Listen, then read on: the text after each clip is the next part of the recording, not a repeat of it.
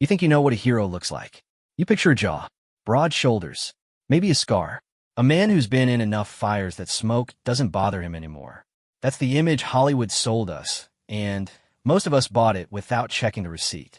Nobody pictures a woman in a navy blue uniform with quiet eyes and neat hair and a coffee cup balanced on her knee in seat 14C, reading a paperback thriller she'd already finished twice. Nobody pictures her. That's exactly why they picked the wrong flight. Flight 1114 out of Dulles International was supposed to be the boring kind. Washington to Frankfurt, 9 hours of recycled air and bad movies and passengers arguing about whether the armrest was theirs. The kind of flight where the most dramatic thing that happens is the guy 3 rows back asking for a third bourbon and the flight attendant cutting him off with a smile that means no and stays smiling until he understands. Lieutenant Commander Mara Vasquez had taken this route before. 3 times, actually, each time for different reasons, and none of them good. She was not a woman who took trips for pleasure. Pleasure was something she scheduled the way other people scheduled dentist appointments. Eventually, when there was time, which there never was. She was 34 years old. She had logged over 2,000 hours of flight time in aircraft that the general public would recognize only from video games and nightmares.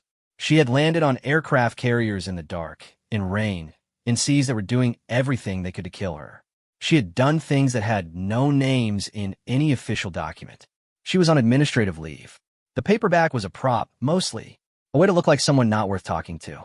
She'd been doing that her whole life, making herself look smaller than she was, quieter, less. It was a skill she'd developed early, somewhere around the age of 9, in a house in Corpus Christi, Texas, where being noticed was almost always worse than being invisible. The plane was full. A Tuesday flight, so not families, mostly business travelers with laptop bags, and the specific kind of exhaustion that comes from caring too much about things that don't care back. There was a couple in their 60s near the window who kept sharing headphones to watch something on an iPad. There was a kid, maybe 7 years old, 2 rows ahead of Mara, drawing something in a spiral notebook with the focused intensity of a surgeon. The kid's mother was asleep. Mara noticed all of this the way she noticed everything. Not deliberately, not as a decision, just as the automatic background function of a brain that had been trained to process environment as data. Who was sitting where? Which exits were accessible from where she sat? The weight distribution of bodies in the cabin. The flight attendant's gait, and whether it had changed in the last 20 minutes. It had changed. Not dramatically.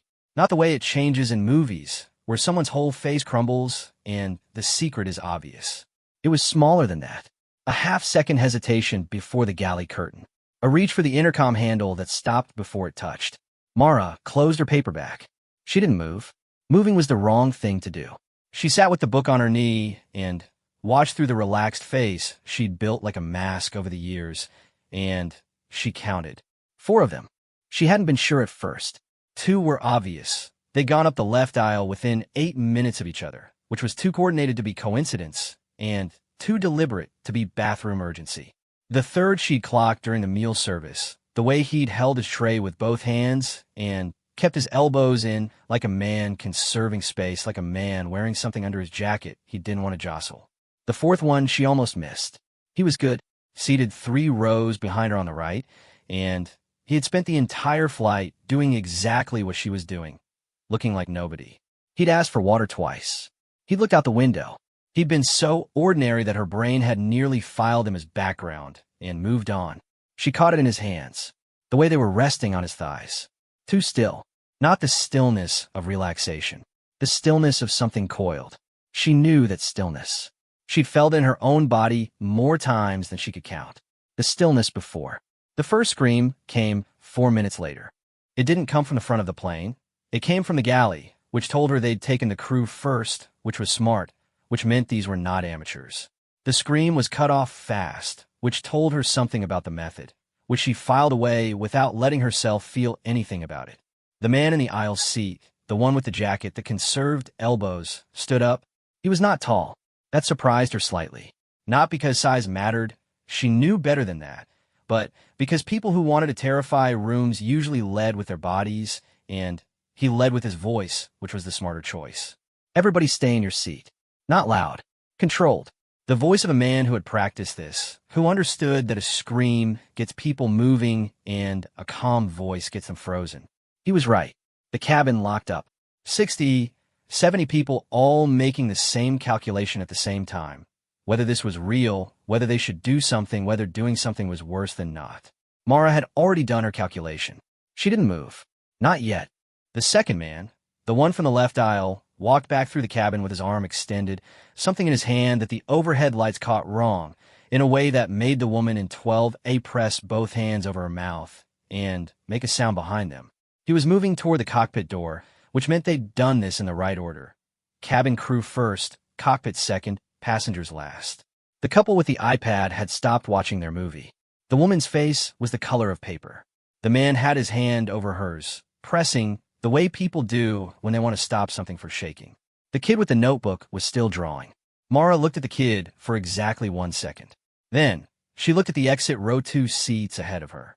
Then, she looked at the cockpit door. Then, she looked at the man walking toward it. She ran the math. The math was not good. The math was never good in situations like this. There are too many bodies, too many variables, too many ways for one wrong move to cost everyone in this cabin something they couldn't get back. She had been in rooms where the math was bad before. She had been in skies where the math was worse. What she had learned in all of those rooms and all of those skies was that bad math was still math. You worked with what you had. You didn't wait for the numbers to get pretty. She also knew something these 4 men did not know. They thought the cockpit would stop them. They thought the door, reinforced, coated, sealed against exactly this, was their only obstacle. They had not checked the passenger manifest. They had not noticed the navy blue uniform folded in the overhead bin above seat 14C. They had not asked themselves why a woman who looked like nobody was sitting in the seat with the cleanest sight line to both exits, both aisles, and the cockpit approach. The man with the controlled voice moved to the front of the cabin. He was talking now, low, steady, the words designed to keep people in their seats and their heads down. She caught fragments. Fragments were enough. He wanted the plane. He wanted to reach an altitude and a heading that would take them somewhere that was not Frankfurt. He wanted the pilots to understand that cooperation was survival. What he did not know, what none of them knew, was that one of the people in this cabin had spent years learning exactly how to take apart the thing he was trying to build. She had done it in training, in simulations, in one real situation that was classified at a level most people in government didn't have clearance to learn existed. She was not afraid. That was the strange truth of it. And it was strange even to her. There was adrenaline. She could feel it, the old familiar sharpening, the way everything went very clear and very specific, like the world had gone from standard definition to something better. But fear, the kind that jams the system, that makes the hands slow and the breathing wrong, that wasn't there. It had never been there. Not since she was a kid in Corpus Christi figuring out that being afraid was a luxury that required the belief that something could be done for you. Mara Vasquez had never believed that. She believed in doing. She looked at her hands in her lap. Steady. She looked at the man 3 rows behind her, the good one, the one who'd been coiled, and she watched him stand up. He was moving toward her row. He wasn't looking at her. He was scanning the cabin, checking compliance, the way a man checks a room he thinks he controls. She let him think it. She put her paper back in the seat pocket in front of her, the same way you'd pocket a phone before a meeting. Deliberate. Unhurried, like someone making themselves comfortable for a long wait. The coiled man passed her row without stopping. She exhaled through her nose. 60 seconds. Maybe less. The cockpit door was going to be the problem. They'd be at it soon. And once they were through it, or once they convinced the pilots through the intercom that the alternative to opening it was catastrophic, the geometry of the situation changed in ways that became significantly harder to manage. She needed to move before that. The child 2 rows ahead had stopped drawing. He was looking up now, the notebook still open on his tray table, his pencil still in his hand, and he was looking at the man at the front of the cabin with the specific expression of a 7-year-old who understands that something is very wrong and is trying to figure out who the adult is that's going to fix it. His eyes found Mara's. She held his gaze for 1 second. She gave him the smallest nod, not a nod that said everything is fine, because children know when adults are lying, and she would not lie to this kid. A nod that said, I see you. A nod that said, hold on. He pressed his lips together. He looked back at his notebook. Good kid. Mara Vasquez rolled her shoulders once, the way she always had before a run, before a dive, before a landing in the dark on a deck that was moving and tried to kill her. She let out one breath, and she moved. Motion in a confined space is a different animal than motion in an open field. In an open field, you have room to be wrong, room to correct, room to try again with a slightly different angle. In a plane cabin at 37,000 feet, the aisle is 19 inches wide.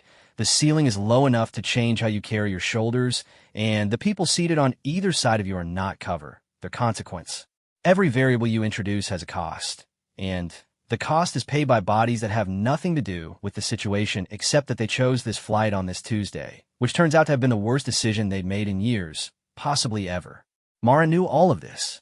She'd been trained in it, close quarters movement, cabin scenarios, how to be effective in geometry that was designed against you. She'd run the drills more times than she could count in a mock-up fuselage at a facility in Virginia whose name she was not going to think about right now, because right now she needed to be nowhere but here, this aisle, this 19 inches, this moment. She moved the way water moves. No noise, no waste. The coiled man.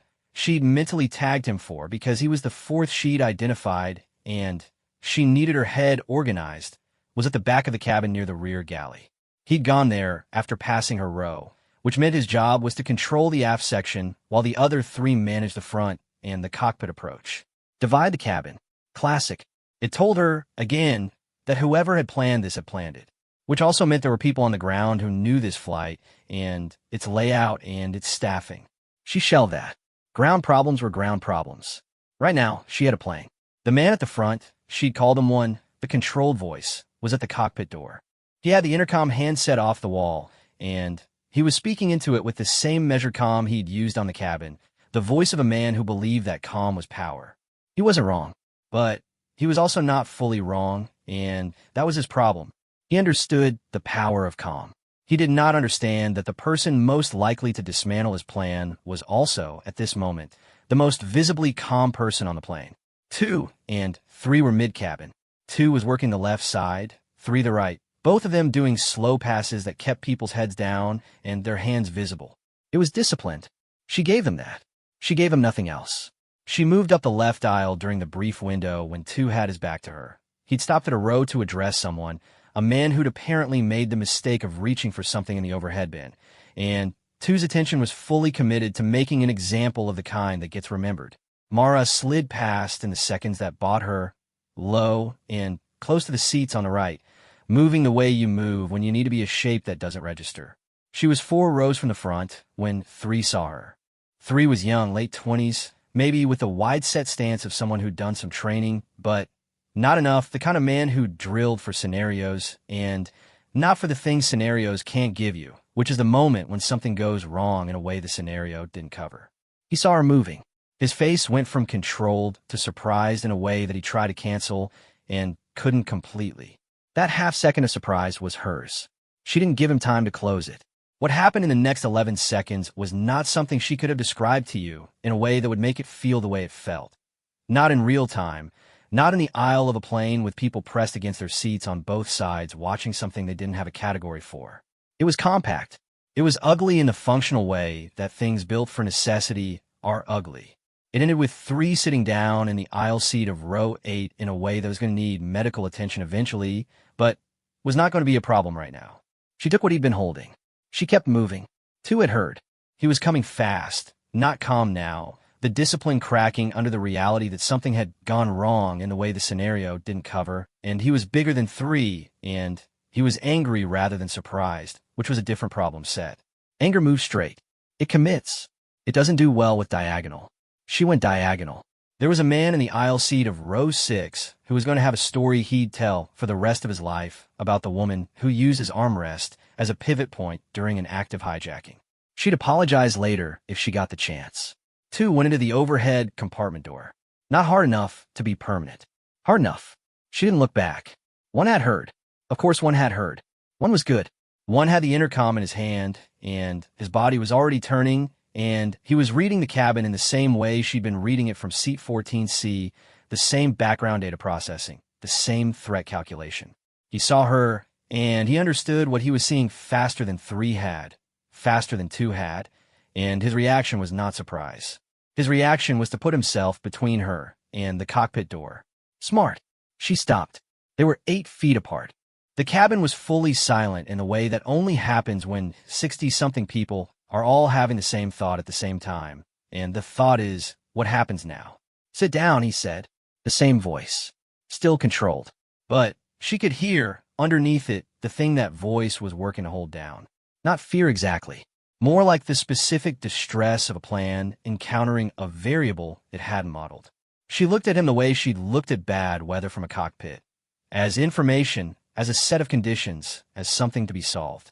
I'm going to need you to step away from that door, she said. Her voice was flat. Not aggressive. Not performed. Just flat, the way the facts were flat. This is what's happening. This is how it ends. Here are the remaining variables. He moved first. Fast. Better than she'd expected. He'd had real training. This one.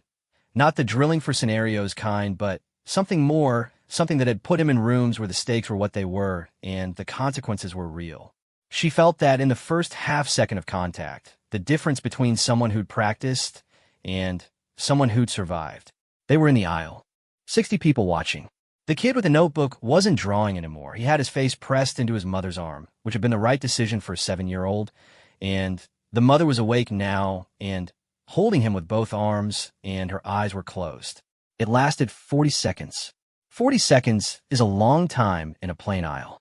It ended the way it was going to end, which was the only way it was going to end, because she was who she was, and she had spent more years being exactly this than she had spent being anything else.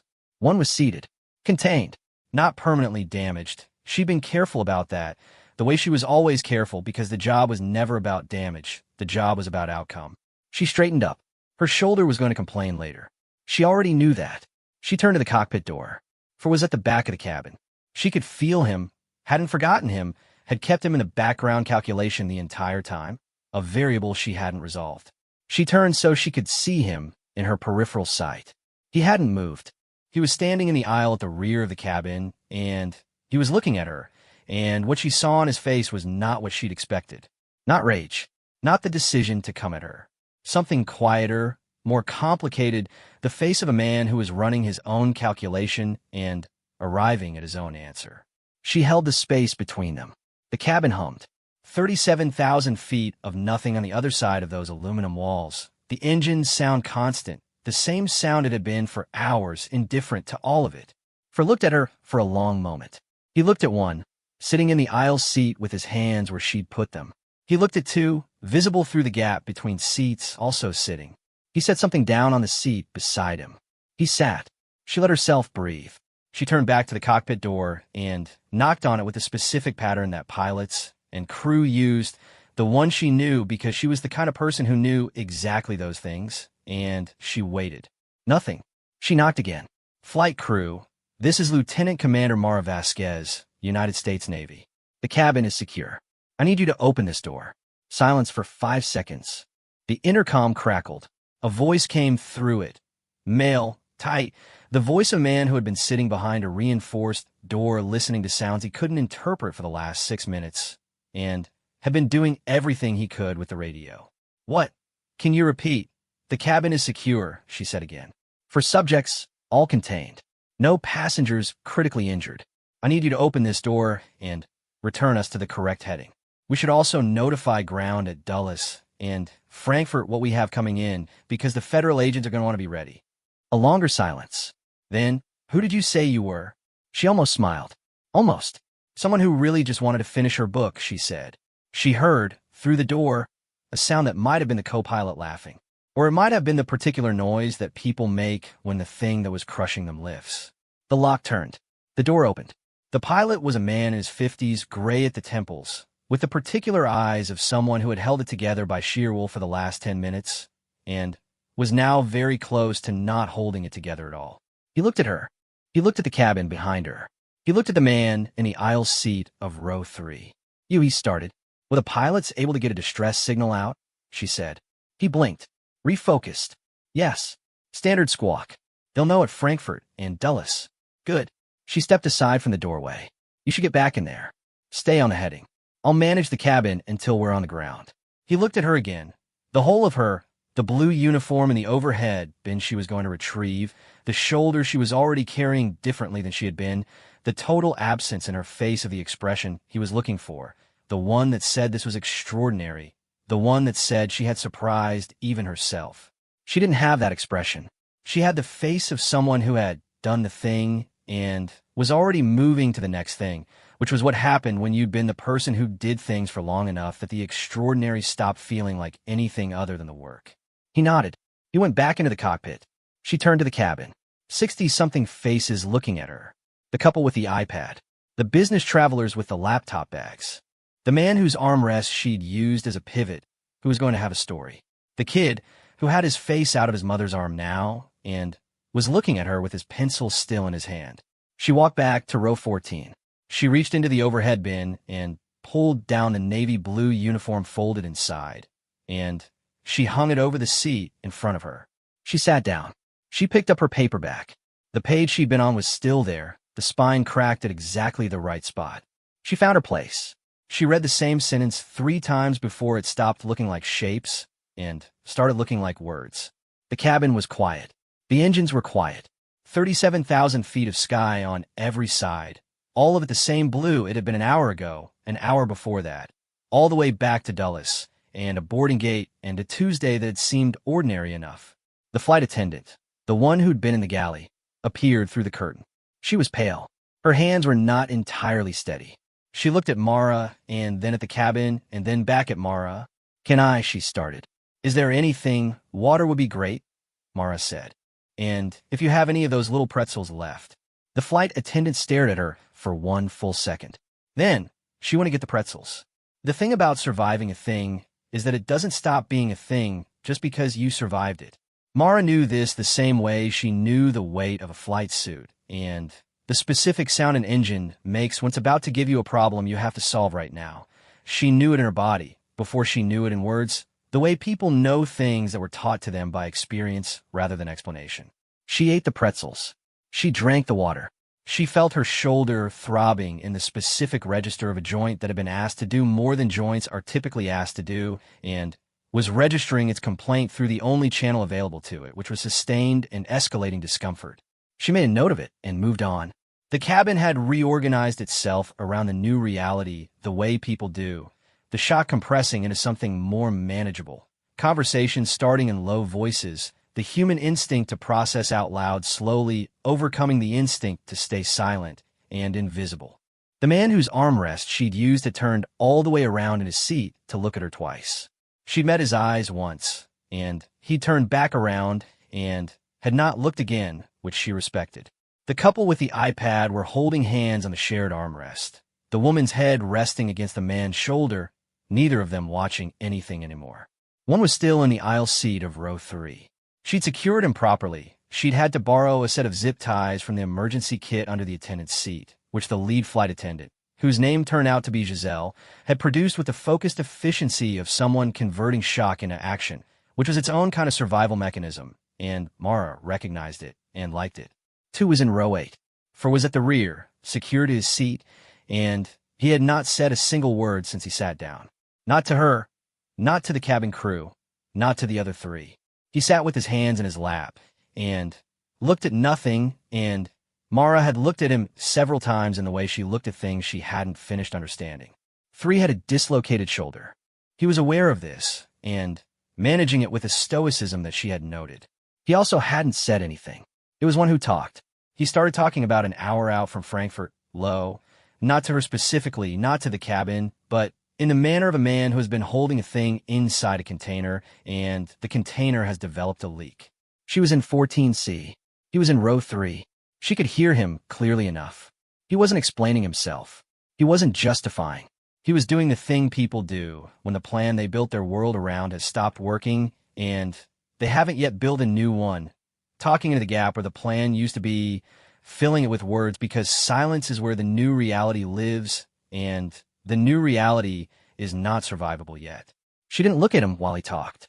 She looked out the window at the Atlantic 37,000 feet below, gray and enormous and entirely indifferent, and she thought about the things she knew about this situation that she had not shared with anyone on this plane, and she thought about what would happen on the ground when the federal agents met them at the gate in Frankfurt. And the question started, and she thought about the classified debrief that was absolutely going to happen and what she was going to say in it, and about the administrative leave she was technically still on and what this would do to that. She thought about the kid. He'd been collected by his mother after things calmed down, and they'd moved to an empty row closer to the front of the plane, away from where 3 was sitting. But before that, when the cabin was still recalibrating itself, and Mara had walked back to her seat, the kid had looked at her and said, with the directness that only children have access to, "Did you know you were going to win?" She had thought about that. "I didn't think about winning," she said. "I just thought about what needed to happen." He had considered this with the seriousness it deserved. "That's the same thing," he said. Then his mother had appeared and taken him by the hand and pulled him toward the other row, looking at Mara with an expression that was gratitude and terror mixed in equal parts and too large for any single face to hold comfortably. Mara had turned back to her window. She was thinking about the kid's answer. "That's the same thing," when the intercom clicked on and the pilot's voice came through with the particular studied calm of a man performing normalcy hard enough to make it real. "Ladies and gentlemen, this is your captain. We are approximately 55 minutes from Frankfurt Airport. Ground crews have been notified of our status, and we will be given priority landing clearance. I want to take this opportunity to—" He stopped. The cabin waited. "I want to take this opportunity," he said again, and the studied calm had slipped enough that what was underneath it was audible, "to thank you all for your behavior, and to extend our appreciation to a particular passenger. Lieutenant Commander Vasquez, on behalf of this flight crew, and on behalf of everyone on this plane." Silence. Then, the man from row 6, the armrest man, started clapping. It spread. It spread the way things spread in enclosed spaces, person to person, the release of something that had been held under pressure, the clapping getting louder and layered until it was the whole cabin. 60-something people who had spent the last 2 hours very close to losing things they couldn't have gotten back, clapping for the woman in seat 14C who had not wanted any of this, and was now looking at her paperback with the expression of someone counting the seconds until they could go back to being nobody. Giselle appeared at her elbow with a glass of something that was not water. "The captain sent this," she said. "He says it's the good scotch. From the front galley." Mara looked at the glass. She looked at the cabin, all those faces turned toward her, and she felt the specific discomfort that she always felt when attention landed on her. Not embarrassment exactly, more like the sensation of wearing a coat that didn't fit right, that was cut for someone else's shape. She picked up the scotch. She lifted it slightly in the direction of no one in particular. She drank. The clapping had settled by the time they began their descent, and the cabin had gone back to the particular quiet of 60-something people who were each privately processing something they would be privately processing for a long time to come. The Atlantic had gone from gray to slate to the muted brown and green of the European coast, geography arriving through the windows like a proof that the world below them was still intact. Frankfurt came at them through cloud cover, the city emerging in pieces, lights and roads, and the wide flat geometry of the airport, the runway expanding in the windshield of the plane that Mara was not flying and could feel the approach of anyway, the 37-degree angle, the speed, the particular sensation of descent that lived in her chest and stomach and the small bones of her inner ear. They touched down clean. The cabin exhaled as a body. The plane was met on the tarmac by vehicles that were not airport standard. She saw them through the window before the seatbelt sign was off, the kind of vehicles that traveled in sets and had people standing beside them who stood in a particular way. She recognized the way they stood. She was going to be in her room very shortly. She gathered her things with the same unhurried deliberateness with which she put the paperback in the seat pocket 4 hours ago. She folded nothing differently. She didn't rush. She pulled the navy blue uniform from the seat in front of her and tucked it under her arm. Giselle was at the cabin door. She'd composed herself completely. Posture correct, expression professional, doing her job with the quiet excellence of someone who understood that what she was doing mattered, even when the circumstances were extraordinary. She looked at Mara as she passed. "Thank you," she said. 2 words. She meant them the way you mean something when you have no other words for the size of it. Mara nodded. She kept moving. On the jetway, before the terminal, there was a man in a suit who was not German and not a customs official. He was holding a credentials wallet, and he was looking at her with the expression of a man who had been briefed on what happened on this flight, and was still, despite the briefing, not entirely prepared for the person walking toward him. "Lieutenant Commander Vasquez," he said. "Yes. We'd like to speak with you. I assume." He blinked. "Right. If you'll come with me. Is the kid okay?" she said. He stopped. Saw the seat 11, the boy with the notebook, and his mother. "Are they being looked after?" He looked at his phone. He typed something. He looked up. "Yes. There's a team with them now. They'll be yes." "Good." She moved past him. "Then, let's go." The terminal opened around her, Frankfurt Airport in the late afternoon, all glass and light, and the sound of movement, people into places for reasons that had nothing to do with what had just happened on Flight 1114. A man in a business suit talking into his phone, a family with a stroller, and an argument. A duty-free window with perfume bottles catching the light. The world, doing the thing the world does, which is continuing. She walked through it with the uniform folder tucked under one arm and the paperback in her coat pocket and the shoulder that was going to need ice and the knowledge of what the next 12 hours are going to look like. The room, the questions, the people across the table who would want to understand in precise detail what had happened at 37,000 feet and why and how and what it meant for the people who would need to know what it meant. She would answer all of it. She would answer it the way she did everything, without performance, without reduction, with the flat accuracy of someone who understood that the facts were enough, that the facts didn't need decoration, that what had happened, and could be described plainly, and the description would be sufficient. She walked through the terminal. She didn't look like a hero. She looked like a woman in a blue uniform who was thinking about what she was going to have for dinner, whose shoulder hurt, who was mostly just relieved that the 6-hour debrief was going to start soon, which meant it was going to be over soon, which meant eventually she was going to be able to go back to being nobody, which was the only thing she'd ever really wanted, and the one thing she'd never quite managed to be. Behind her on the plane, on the tarmac, in the terminal, the story was already moving. The passengers talking to other passengers. Phones coming out. The specific electricity of a thing that had happened to people who now needed other people to know it had happened. Her name was in those conversations. Vasquez, the woman in 14C, the Navy one. Did you see, did you hear, can you believe? And the name was doing the thing names do when they get loose in the world, accumulating weight and detail and interpretation, becoming something larger than the person it belonged to. She would hear about that later. She would feel, when she heard about it, the specific discomfort she always felt. The coat that didn't fit. Right now, she was walking through an airport. Right now, someone in a suit was holding a door for her, and she was stepping through it into a room with a table and chairs and water glasses and people who were going to ask her to begin at the beginning. She set the uniform on the table. She pulled out the chair. She sat down. "Where would you like me to start?" she said. The man across from her, senior, careful, the kind of face that had heard a lot of things in rooms like this one, looked at his file and then at her and then at the file again. "Flight 1114, he said. "Walk us through what you observed from the moment you identified the threat." She laced her hands together on the table. She thought about seat 14C and the paperback and the way the flight attendant's gait had changed and the coiled stillness of the man 3 rows behind her. She thought about the kid. That's the same thing. It started, she said, with the way someone was walking. And, she told them,